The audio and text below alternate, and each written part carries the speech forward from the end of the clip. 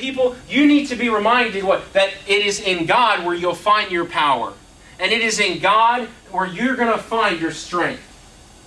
You know, there's no strength in me to accomplish what I want to accomplish in my life. And I'm not saying I want to accomplish something for myself. I really want to do something for the Lord in my life.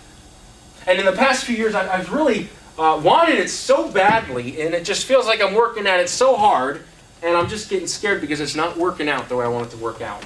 And it scares me sometimes. But you know what? I know God is showing me. And I know that if you're going through something like this, He's doing the same with you. He's trying to show you, and He's trying to show me that in us, there's really not any strength. And you know what the problem is that a lot of us, we get to the point where we say, there's no strength in me. God, I can't do it without you.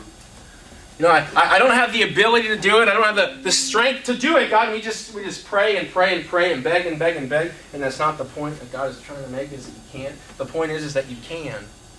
The point is that you can do it, but the fact that you're trying to do it in your strength is the problem. I'm not telling you to say you can't do it. I'm saying that you can do it. I can do all things through Christ, which strengtheneth me. No, I can do this. I'm not going to quit. It will work out. But the point in this passage, the point that God wants you to understand is just don't do it in your own strength, because it's not going to work. And so we're reminded that with God there's power, and we're reminded that with God there's strength. But there's something that He wants them to understand, and He reminds them, and He says this. He gives power to the faint. And to them which have no might. There's a stipulation, there's a limitation to God's strength. And I don't read into my words. I'm not saying that God is limited or just the fact that God says this is who I'm going to give my strength to. This is who my might will be applied to. It'll be applied to a David.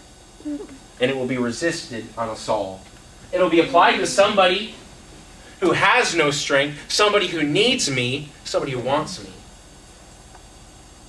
But it's going to be rejected to somebody like these people. And if they want God's strength, they need to be faint. You think of the Apostle Paul. It's a great example. Everyone likes to use this as an example when you're talking about weakness. Paul had a thorn, and he kept begging God. Remember the passage? He said, "Oh God, take it from me." He said, "I asked God 3 times." And the whole reason for that in Corinthians, I believe, was he was learning something, and therefore he was teaching in Corinth the same thing. It was in my weakness that God perfects strength.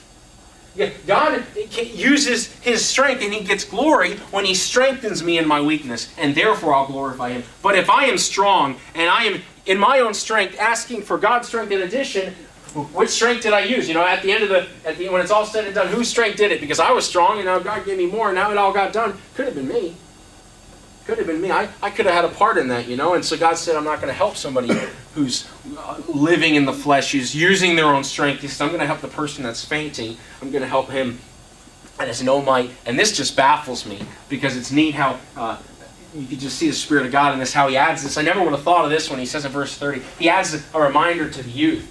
He gives an additional reminder, and this it's unique. He specifically points out to the young men, those that have the strength. He points out to the young ones who aren't already past the youth of their life, and they're not already into the latter part of their life. Anyways, he says, even the youths shall faint and be weary, and the young men shall utterly fall. He's like, you're young. He's like, don't get proud. He's like, you've got all sorts of time and strength and all this ability you think you got, and here you are, you got all this stuff, and don't get proud, because you're going to fall too.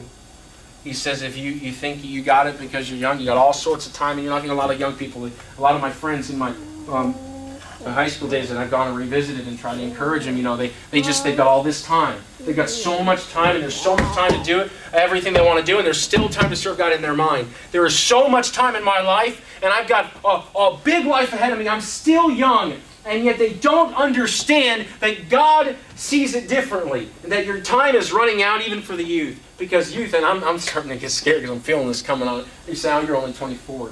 Well, I am only 24, but I know that in 6 years I'm going to be 30. And in 2 years, it's going to be 4 years. And then in one more year I only had 2 years of those 6 years. So I think of things weird. Sometimes I go, I think too hard. But I know that very soon I'm going to be 30, and then quickly I'll be 40. And then very quickly I'll be 50. And it's coming at me quick. I don't know why, probably because I think too much. But I think very soon I'm going to be old. I just have this feeling, I've got this fear that I'm growing old quickly, and because I haven't achieved what I want to achieve for the Lord. And I feel as though my youth is leaving me. And some say, you got it all ahead of you. Well, let me think this way because it helps me. And so I'm going to keep thinking this way. And but it's true. Life just, James said it's a vapor. And it flies right by you. And he's teaching the youths here. He's saying, look, you're going to be weary, you're going to faint, and you're going to need me. But there is a promise. Verse 31, he says, but they that wait upon the Lord, those that wait upon God in their life, those that wait upon the Lord for their strength, those that are waiting upon the Lord for everything they need, he says, these are the people that will find their strength in God. They shall mount up with wings as eagles. They shall run, and those are the ones that are going to run. They're not going to be weary. He says, these are the ones that are going to walk, and they'll walk straight and narrow, and they'll never faint. Why? Because they wait upon the Lord. David was a man who waited upon God, and if you read throughout the entire book of Psalms, everything you read about him, you'll find over and over again that David says, it's in God that's my strength, and God is my refuge. He is my tower. Everything was about the Lord being everything to him. And that was why David was the greatest king. That was why David had so much greatness in the eyes of men. And it wasn't because he was something great. David was an adulterous a guy that did sheep. And he was nothing.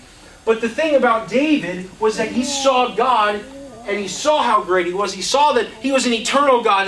And he looked at what the Lord meant to Israel. And he looked at God. He knew that God was his maker. And he